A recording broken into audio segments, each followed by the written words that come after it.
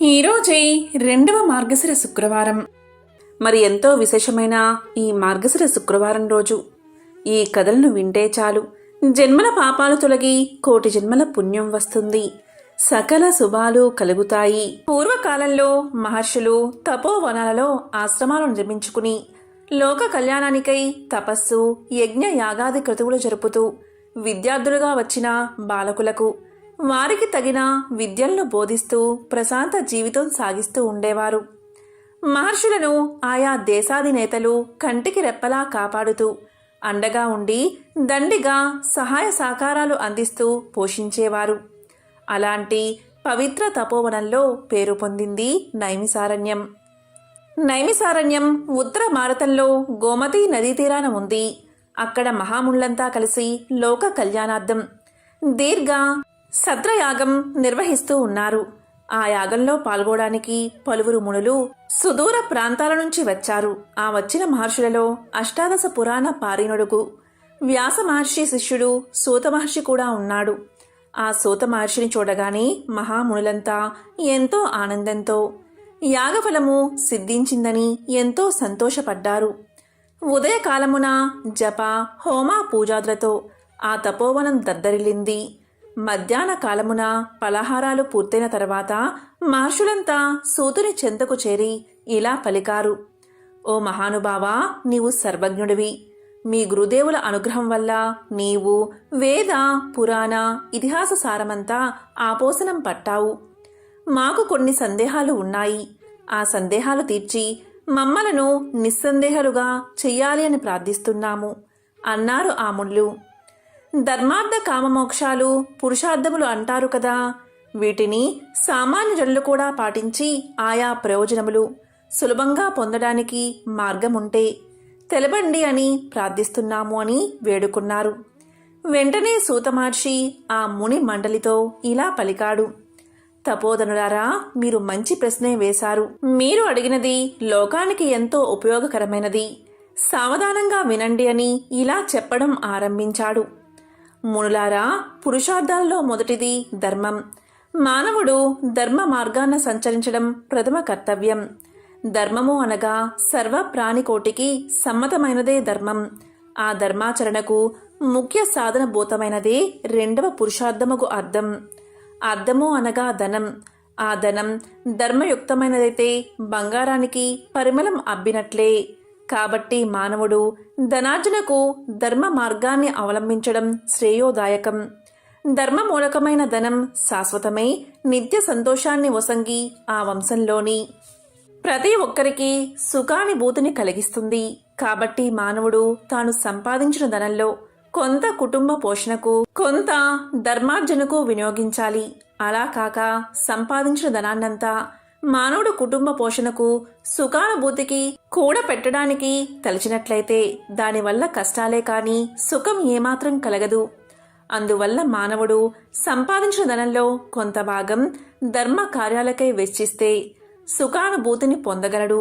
దీనివల్ల మానవుడు నిత్య తృప్తుడై సుఖ శాంతులతో శాశ్వత ఆనందం పొందడం అవకాశం లభిస్తుంది అని పలుకుతూ ఉండగా కొందరు మునులు సూత మహర్షితో ఇలా పలికారు: స్వామి, భగవంతుడు మానవుల్లో కొంతమందిని ధనవంతులుగా, కొంతమందిని దరిద్రులుగా ఎందుకు సృజించాడు?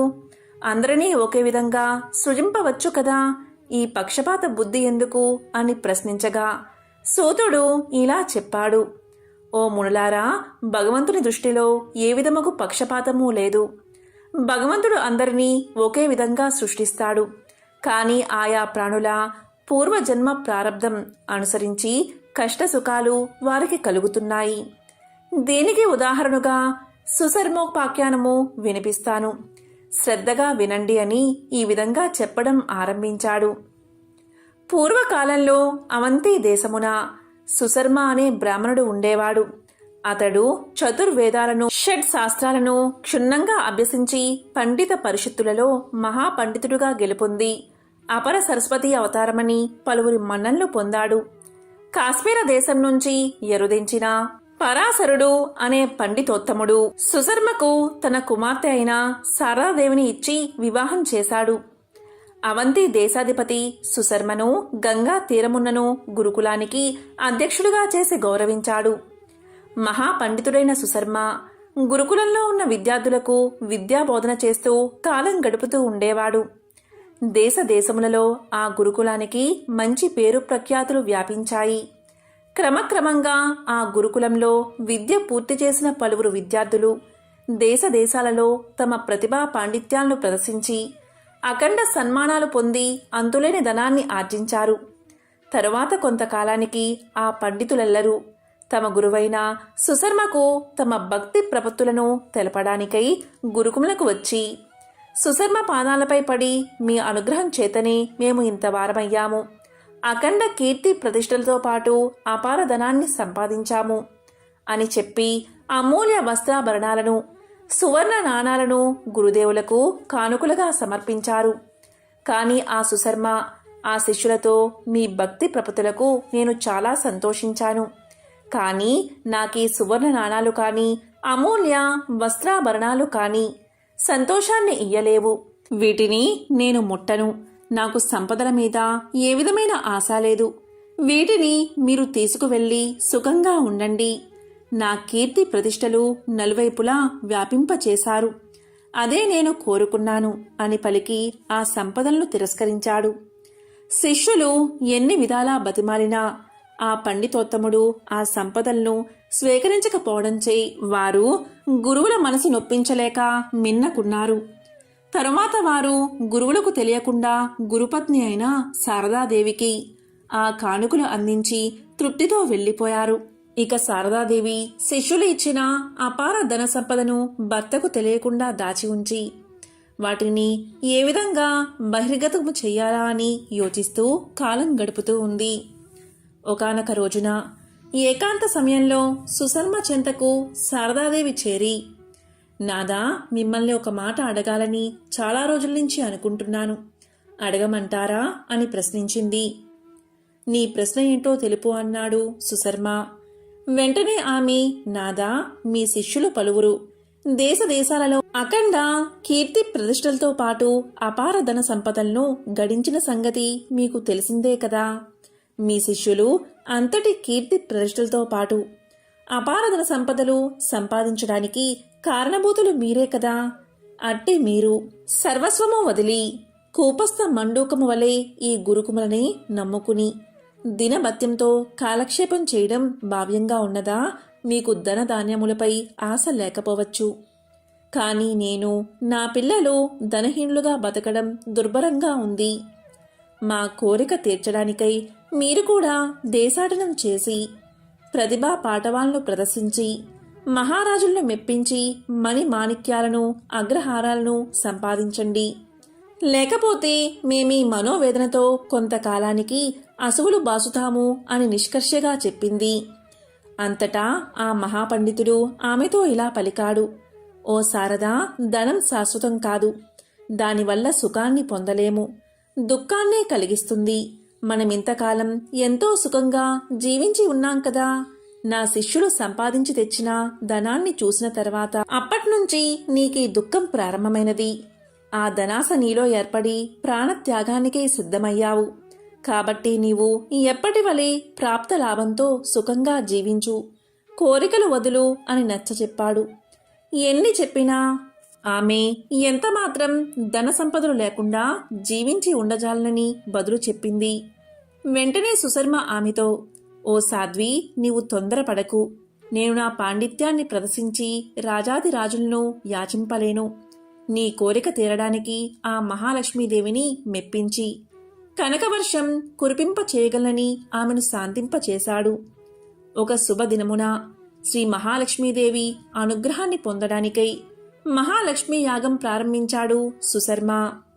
40 రోజులు అహోరాత్రులు జప హోమార్చనలతో ఆ మహాలక్ష్మి గుర్చి తపస్సు చేశాడు. 41 రోజున పూర్ణాహుతి గావించి ఆనాటి అర్ధరాత్రి కాలంలో మన ఇంట కనకవర్షం పడునని భార్యకు తెలియచేశాడు. దాంతో ఆ శారదాదేవి ఎంతో సంతోషంతో అర్ధరాత్రికై ఎదురుచూడసాగింది. అర్ధరాత్రి అయింది కాని ఆ ఇంట కనకవర్షం కాదు కదా, కనీసం నీటి తుంపర్లైనా పడలేదు. క్రమంగా తెల్లవారిపోయింది. అప్పుడు శారదాదేవి సుఖ నిద్ర నుంచి మేల్కొన్న సుశర్మ దగ్గరకు చేరుకుని, నాదా, మీ మాటలు నీటి మూటలయ్యాయి. కనకవర్షం కాదు కదా, కనీసం నీటి తుంపర్లు కూడా పడలేదు. రాత్రి అంతా సుఖనిద్ర మాని రెప్పపాటు కూడా వేయక ఎదురుచూశాను. నా ఆశలు అడియాసలు అయ్యాయి. నేనెంతో దురదృష్టవంతురాల్ని అయ్యాను. మీ వంటి బూటకుమలాడు భర్తను కట్టుకుని నేను మోసపోయాను. మీ కళ్ళ ఎదుటే నేను ప్రాణత్యాగం చేస్తాను అని పలకగా ఆ పండితోత్తముడు తన భార్యతో ఇలా అన్నాడు. ఓ శారదా, నేను మహాలక్ష్మీదేవిని ఉద్దేశించి భక్తి శ్రద్ధలతో అఖండ తపస్సు చేశాను. ఆమెకు నాపై కరుణ కలగలేదు. అసత్యవాదిగా నాకు పేరు తెచ్చిన ఆ మహాలక్ష్మినే నా కళ్ళెదుట అభిచార హోమం చేసి బూడిద పాలు చేస్తాను అని ఘోర శపథం చేసి ఉదయకాలమున అభిచార హోమానికి సంసిద్ధుడు అయ్యాడు. సుశర్మ నల్లని వస్త్రాలు ధరించి రౌద్ర రూపముతో అభిచార హోమానికి ఉపక్రమించాడు. వేప సమిదలు అగ్నిలో వేయడం ఆరంభించాడు. అగ్నిదేవుడిలో రౌద్ర రూపం చేర్పడినట్లు నీలకాంతులతో అగ్ని ప్రజ్వరిల్లుతూ ఉన్నాడు.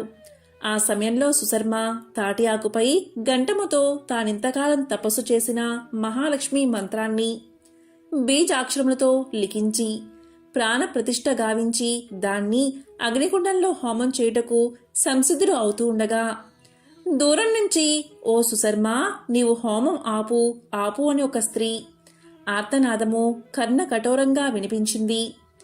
వెంటనే సుశర్మ హోమం ఆపి ఆ ఆర్తనాదం వినబడే దిక్కుకు చూడగా ఒక స్త్రీ జుట్టు విరబూసుకుని మలిన వస్త్రాలతో కాంతిహీనమైన దేహ సౌందర్యంతో ఎదురువచ్చి హోమం ఆపమని కోరింది. వెంటనే సుశర్మ, అమ్మా, నీవెవరు, ఎందుకు నా హోమాన్ని ఆపు చెయ్యాలి అని ప్రశ్నించాడు. వెంటనే ఆమె, ఓ సుశర్మ, నీవెవరి కొరకై 40 రోజులు అఖండ తపస్సు జరిపావో ఆ మహాలక్ష్మిని నేను.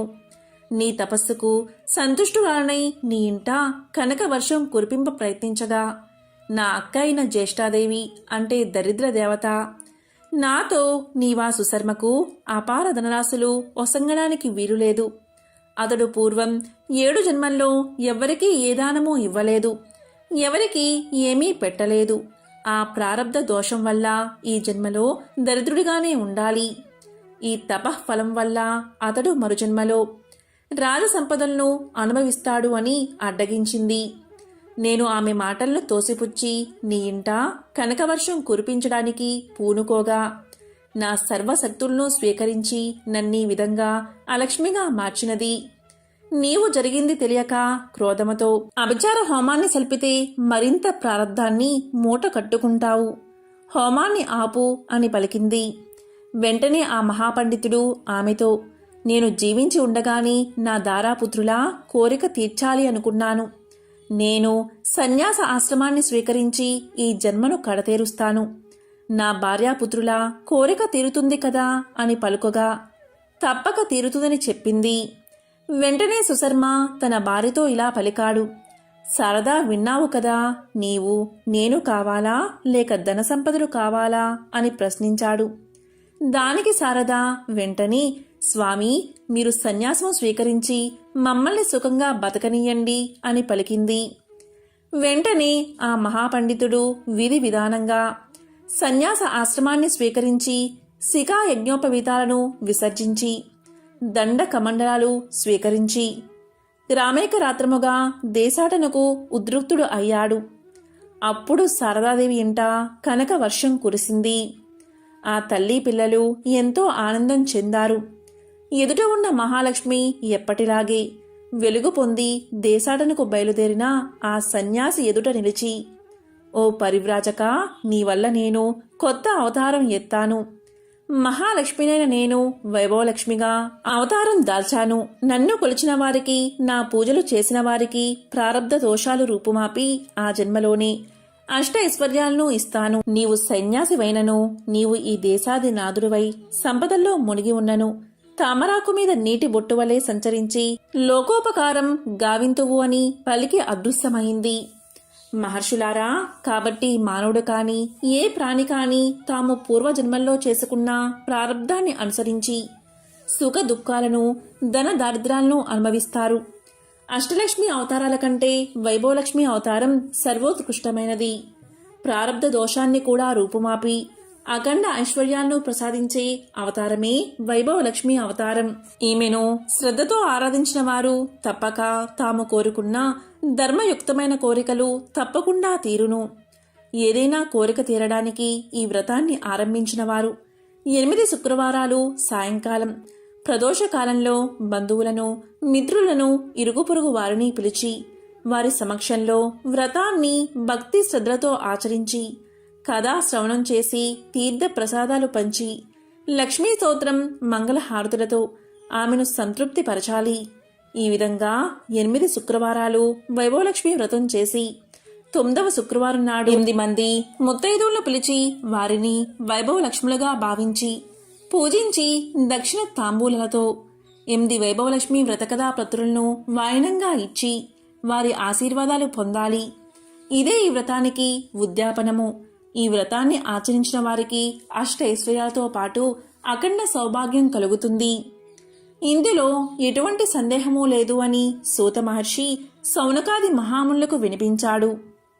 పూర్వం ఒకప్పుడు కైలాసంలో పార్వతీదేవి పరమేశ్వరుని చూసి ఇలా పలికింది: ప్రాణనాథ, భూలోకంలో మానవులందరూ ధనార్జన కోసం ఎడతెరిపిలేని శ్రమలను అనుభవిస్తూనే ఉన్నారు.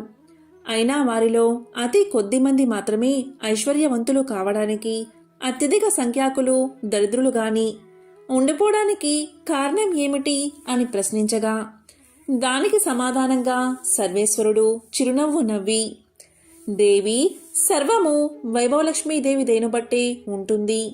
సమస్త సిరి సంపదలకు ధనధాన్యాలకు ఆవిడే అధిదేవత. కాబట్టి ఎవరైతే ఆ సత్యాన్ని గుర్తించి ఆ ఐశ్వర్యలక్ష్మి యందు అంతులేని భక్తి కలిగి సదా ఆమెను ఆరాధిస్తూ ఉంటారో, వైభవలక్ష్మి యొక్క వ్రతాన్ని ఆచరిస్తూ ఉంటారో, వారి పట్ల మాత్రమే ఆ తల్లి యొక్క అపార కృపా కటాక్షాలు ప్రసరించబడతాయి. అలా ఆమె దయకు పాత్రులైన వారు తమ కృషిలో విజయులై అఖండ వైభవాలను సాధించగలుగుతారు. ఎవరైతే ఆమెను తృణీకరించి ఆమె అనుగ్రహాన్ని విస్మరించి అంతా తమ స్వయం కృషి అని వెర్రవీగుతారో, ఎవరైతే వైభవలక్ష్మి స్వరూపమైన ధనాన్ని ఈసలిస్తారో అటువంటి వారు ఏనాటికి ధనవంతులు కాలేరు. వారి కష్టమంతా కూడా మురికి గుంటలో పోసిన పన్నీరు వలె వృధా అయిపోతుంది. కాబట్టి ఎవరైతే ధనవంతులు కావాలని అనుకుంటున్నారో వాళ్ళు అవశ్యం ఆ తల్లిని ఆరాధించాలి, ఆమె వ్రతాన్ని ఆచరించాలి. అప్పుడే ఆమె కరుణకు పాత్రులై అఖండ సిరి సంపదలతో రాజవైభవాలతో తులదూగుతారు అని చెప్పాడు ఆ మహాశివుడు. అది విని పార్వతి, ప్రభు, ఆ వైభవలక్ష్మి ఎవరు?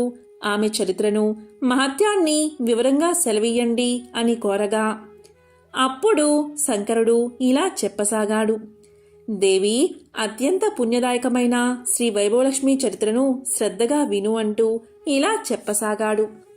శ్రీ వైభవలక్ష్మి ప్రాదుర్భావం. పూర్వం ఒకప్పుడు భృగు మహర్షి ఆ పరాశక్తి కోసం తపించాడు. అందుకు మెచ్చిన ఆ అంబ మునికి కనబడి ఏం కావాలో కోరుకోమంది. అప్పుడు భృగువు ఆమెకు నమస్కారం చేసి, తల్లి, ఈ ప్రపంచం మొత్తం 3 ముఖ్య అవసరాలపై నడుస్తుంది. మొదటిది శక్తి, రెండవది యుక్తి, మూడవది భుక్తి. మహామాయమైన నీ శక్తి కళ పార్వతి అయి శివుడికి అర్ధాంగిగా సేవించబడుతుంది. నీ విద్యాకళ చదువుల తల్లి అయిన సరస్వతి అయి యుక్తియుక్తంగా స్పష్టమైన బ్రహ్మతో మొసలుతూ ఉంది. ఇక స్థితికారకమైన నీ యొక్క వైభవ కళను నా కుమార్తెగా అనుగ్రహించు అని కోరాడు. తదాస్తు అంది ఆ తల్లి. తత్ఫలితంగానే పరాశక్తి యొక్క సంపత్కల భృగువుకు వైభవలక్ష్మిగా అవతరించింది. భృగు ఆమెను విష్ణువుకిచ్చి వివాహం చేశాడు.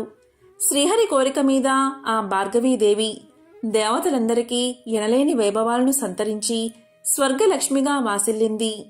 కాని ఐశ్వర్యమత్తులో ఇంద్రుడు చేసిన ఒకానొక దోషానికి గాను దూర్వాసుడు ఇచ్చిన శాప కారణంగా ఆ వైభవలక్ష్మి సాగరగతమైపోయినది. ఇంద్రుడు దరిద్ర పీడితుడై విష్ణువును ఆశ్రయించాడు. భార్యా విరహంతో విష్ణువు కూడా తగు రీతిని ఆలోచించి లక్ష్మీమయమైన క్షీరసాగరాన్ని మదించడం వల్లే పునః లక్ష్మి కలుగుతుందని తెలియచేశాడు. ఆ కారణంగా దేవాసురులు మందరగిరిని కవ్వంగాను, వాసుకి అనే మహాసర్పాన్ని కవ్వపు తాటిగాను మార్చి క్షీరసాగరాన్ని మదించగా ఆ వైభవలక్ష్మి తిరిగి ఆ సముద్రం నుంచి ఆవిర్భవించి లోకాలను కరుణించింది. ఆ సమయంలో ఇంద్రాదులు చేసిన ప్రార్థనలను మన్నించి ఆ తల్లి 8 మూర్తులుగా బాసిల్లింది. మొదటిది ఆదిలక్ష్మి, రెండవది ధాన్యలక్ష్మి, మూడవది ధైర్యలక్ష్మి, నాలుగవది గజలక్ష్మి, ఐదవది సంతానలక్ష్మి, ఆరవది విజయలక్ష్మి, ఏడవది విద్యాలక్ష్మి, ఎనిమిదవది ధనలక్ష్మి. ఈ 8 మూర్తుల్లోనూ సర్వశ్రేష్టమైనదే ధనలక్ష్మీదేవి. ఆమెని వైభవలక్ష్మి, ఐశ్వర్యలక్ష్మి అని కూడా పిలుస్తూ ఉంటారు. అన్నాళ్ళు భార్గవిగా పేరు పొందిన ఆమె క్షీరసాగర మదనానంతరం క్షీర సముద్రరాజతనయగా పేరు పొందింది. వైభవలక్ష్మి కోల్హాపురం ఏగుట, ఐశ్వర్య ప్రదాయిని అయిన ఆ తల్లి మహా అభిమాని. ఆమె యందు రవ్వంత అపచారం జరిగినా మన్నించదు. అందుకు ఉదాహరణ చెబుతాను విను. పూర్వం త్రిమూర్తులలో ఎవరు సాత్వికులో పరీక్షించేందుకు ఋషులందరూ కలిసి లక్ష్మీదేవి తండ్రి అయిన భృగువును నిర్దేశించారు. తత్కారణంగా భృగువు ముందుగా సత్యలోకానికి, తర్వాత కైలాసానికి వెళ్లి శివ, బ్రహ్మలు ఇద్దరినీ తిరస్కరించి వారిని శపించి చివరగా వైకుంఠాన్ని చేరాడు. ఇక్కడ లక్ష్మీనారాయణలిద్దరూ పాచికలాటలో ఉండిపోయి భృగువును గమనించలేదు, మరియు ఆహ్వానించనూ లేదు. అందుక ఋషి కోపగించాడు. ఆ రమా మాధవులిద్దరూ తనకు కూతురు అల్లుడు అవడం వల్ల మరింత ఆగ్రహించి విష్ణువు యొక్క వక్షస్థలాన్ని తన్నాడు. అయినా విష్ణువు కోపగించుకోకుండా అతి శాంతంగా భృగువును ఆరాధించి శాంతిపరిచి పంపేశాడు. కాని అందు నిమిత్తమై అమ్మవారు మాత్రం అలిగింది. తన నివాస స్థానమైన శ్రీహరి వక్షస్థలాన్ని తన్నిన భృగువు మీద, భృగువును శిక్షించకుండా వదిలేసిన శ్రీహరి మీద కూడా అలిగి వైకుంఠాన్ని వదిలిపెట్టి వెళ్ళిపోయింది. స్వీయాభిమానం కోసం భర్తనైనా సరే వదులుకోగలదా తల్లి? అలాని భక్తులు మాత్రం వదలదు సుమా. భక్తులంతా ఆమె బిడ్డలే కదా. బిడ్డల దోషాన్ని తల్లి క్షమిస్తుంది. ఆ విధంగా వైకుంఠాన్ని వదిలి భూలోకంలో తన్నే ఆరాధించే భక్తకోటిని ఉద్ధరించేందుకు కోల్హాపురం చేరుకుంది. శీల, సుశీల, గుణశీల, విశాల కదా. పార్వతి భక్త సులభ, అత్యంత కరుణామయ అయిన ఆ తల్లి లీలలు ఎన్ని చెప్పినా తనివి తీరవు. ఉదాహరణగా ఒక కథ చెబుతాను విను అంటూ మహాశివుడు ఇలా చెప్పడం ప్రారంభించాడు. చాలా కాలం పూర్వం ప్రతిష్టానపురంలో శీల, సుశీల, గుణశీల, విశాల అనే 4 అక్కాచెల్లెలు ఉండేవారు. వైభవలక్ష్మి భక్తులైన ఆ 4రికి ఉన్న ఊరిలోని ఉన్నత వంశానికి చెందిన 4 యువకులతో వివాహాలు జరిగాయి. ఈ పిల్లల అదృష్టమా అన్నట్లు వారి భర్తలు 4 కూడా వివిధ వృత్తుల ద్వారా చక్కని సంపాదనలు కలిగి ఆస్తిపరులై ఆరోగ్యవంతులై విరాజిల్లేవారు. కాని రాను రాను వారిలో అహంకారం పెరిగి దైవ చింతన తగ్గింది. ఆ తల్లి అనుగ్రహాన్ని విస్మరించి అంతా తమ ప్రయోజకత్వమే అని అనుకున్నారు వారు. మహాపండితుడైన శీలభర్తకు తన పాండిత్యం వల్లే ప్రపంచం తన్ని గౌరవిస్తుంది అనే గర్వం కలిగింది. ఇందులో లక్ష్మీదయ ఏముంది? నా నోట్లో విద్య ఉంది. ఎంత గొప్పవాళ్లైనా నాకు డబ్బులిచ్చి సన్మానించక ఏం చేస్తారు అని భావించి అందరినీ నిర్లక్ష్యం చేయసాగాడు. ఎంతటి ధనవంతులైనా బలవంతులైనా తన విద్య ముందు బలా దూరే అన్నాడు. అందుక తల్లి అలిగి అతనికి గుణపాఠం చెప్పాలి అనుకుంది. అంతటితో అతడి పాండిత్యానికి విలువ లేకుండా పోయి సంపాదన పడిపోయింది. సంపాదించిందంతా ఖర్చయిపోయింది. చివరికి చిరిగిన వస్త్రాలతో మిగిలాడు అతను. అతని దరిద్రం అతన్ని సమాజానికి దూరంగా నెట్టేసింది. అతడి సంసారం మొత్తం ఆకలి దప్పికలతో అల్లాడిపోసాగింది. ఇక రాజుగారి ఆస్థానంలో ఉపదళపతిగా ఉండే సుశీల భర్త ఒకానొక యుద్ధంలో అపూర్వ విజయాన్ని సాధించి రాజుగారి చేత గౌరవించబడి అహంకారంతో తన బలం ముందు ప్రపంచమంతా దాసోహమే అని విర్రవీగాడు. తన ధనార్జనకి తన బలమే కారణమనుకున్నాడు. అందులో ఆ తల్లి ప్రమేయం ఏదీ లేదన్నాడు. అందుకు అలిగిందా ఐశ్వర్యలక్ష్మి. అమ్మవారి దయతప్పగానే అతడిలో కల సద్బుద్ధి నశించి దుర్బుద్ధి ఏర్పడింది. గొప్ప ధనవంతుడితో విరోధానికి దిగాడు. తాను కోరిన ధనం ఇయ్యకపోతే అతన్ని నాశనం చేస్తాను అన్నాడు. అందుకు భయపడిన ఆ ధనికుడు మహారాజుని ఆశ్రయించి సుశీల భర్త మీద మరిన్ని లేనిపోని విషయాలు కూడా నూరుపోసి తన్ని కాపాడమన్నాడు. రాజు వెంటనే తన సేనల్ని పిలిచి సుశీల భర్తను బంధించి తెమ్మన్నాడు. రాజభటులతో ఎంత దెబ్బలాడినా అతడు గెలవలేకపోయాడు. ఎంత బలవంతుడైతే ఏం లాభం? అనేక మంది సైనికుల మధ్య ఇతను ఒంటరివాడే కదా. పైగా దైవకృప తప్పిన మనిషి. న్యాయస్థానంలో రాజు అతన్ని విచారించి అతని ఆస్తిపాస్తులన్నిటినీ స్వాధీనం చేసుకుని చెరసాల్లో బంధించాడు. ఈ విధంగా సుశీల కాపురం కష్టాల పాలైనది. వ్యాపారస్తుడైన గుణశీల భర్త దైవానుగ్రహం కన్నా తన తెలివితేటలే వ్యాపారంలో ముఖ్యమని, తన పెట్టుబడితో మాటకారితనంతో సంపాదించిందంతా దైవానుగ్రహం అనుకోవడం మూర్ఖత్వమని భావించి దైవారాధనలు వగైరాలు మానేశాడు. అతడి తలపొగరు వల్ల సాటి వ్యాపారస్తులు సహకరించడం మానేశారు. వినియోగదారులు అతని వద్ద సరుకులు కొనడం తగ్గించారు. క్రమక్రమంగా అతని కుటుంబం దరిద్రంలో మునిగిపోయింది.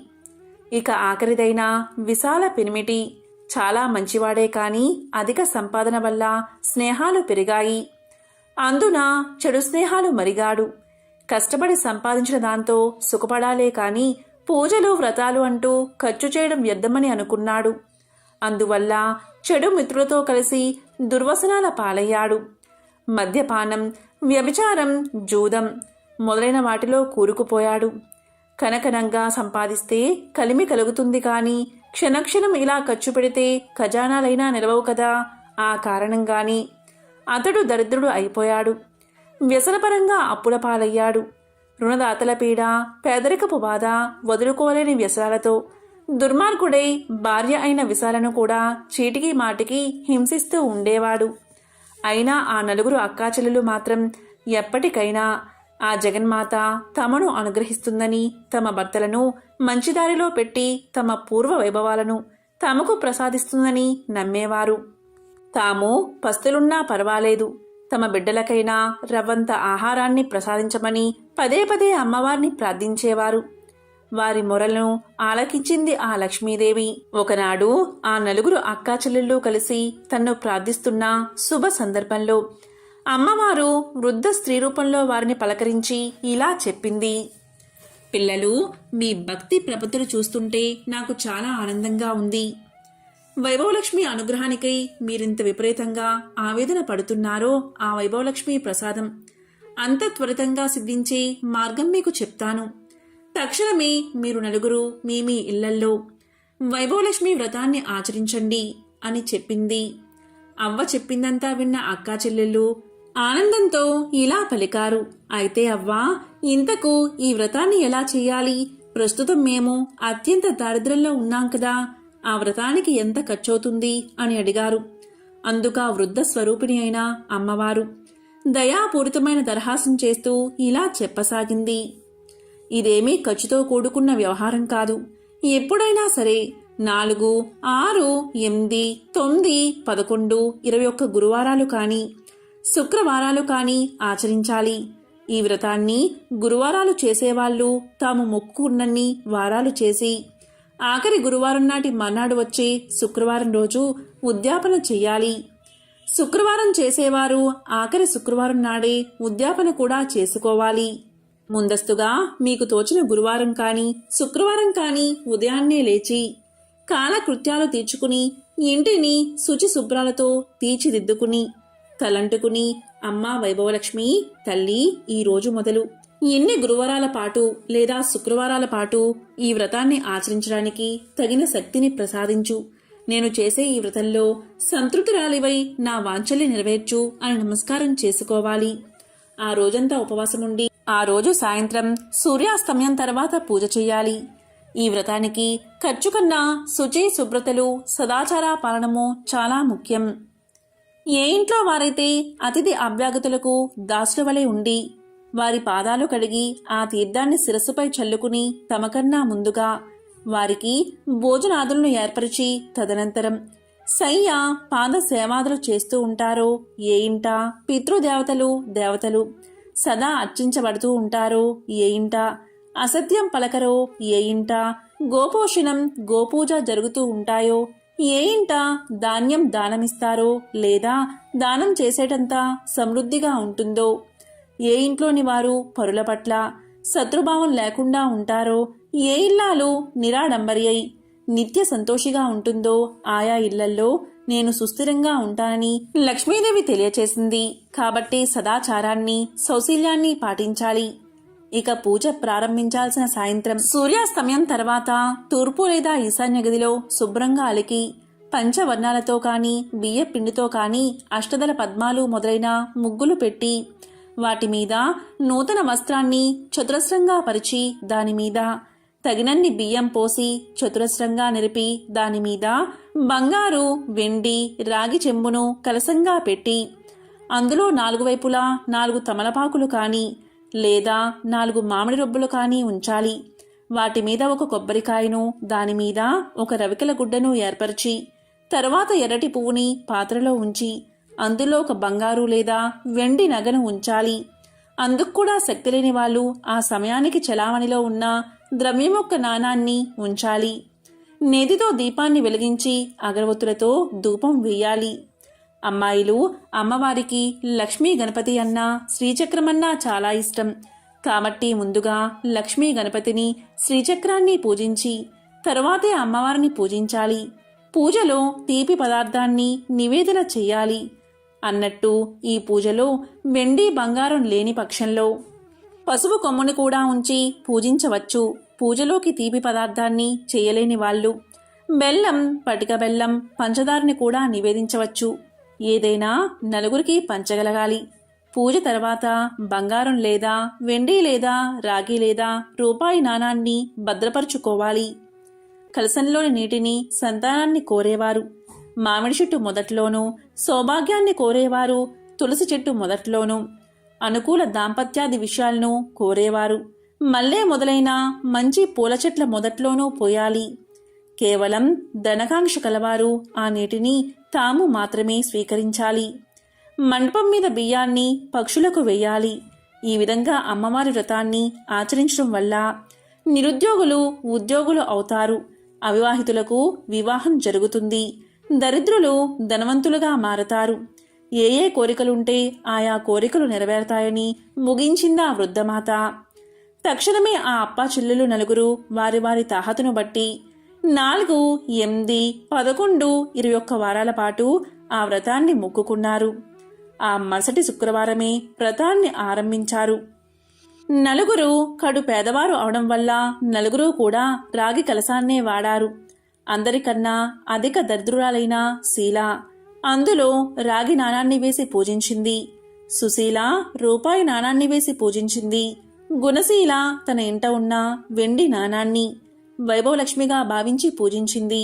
ఆఖరిదైన విశాల తన బంగారు ముక్కెరను తీసివేసి అదే ధనలక్ష్మిగా ఆరాధించింది. ఎవరు ఏ ఏ రూపాల్లో ఆరాధించినా వారి హృదయంలో ఉన్న భక్తి భావాలని ప్రధానంగా స్వీకరించే తల్లి ఆ వైభవలక్ష్మి. నలుగురిని సమానంగానే కరుణించింది. శీల భర్త యొక్క పాండిత్యాన్ని గుర్తించబడి పునః అతనికి గౌరవాదులు లభించాయి. తద్వారా వాళ్ళు ఉన్నతులైనారు. సుశీల ఆచరించిన వ్రత ఫలితంగా వారి రాజ్యానికి ఒక కృత్రిమ యుద్ధం ఏర్పడింది.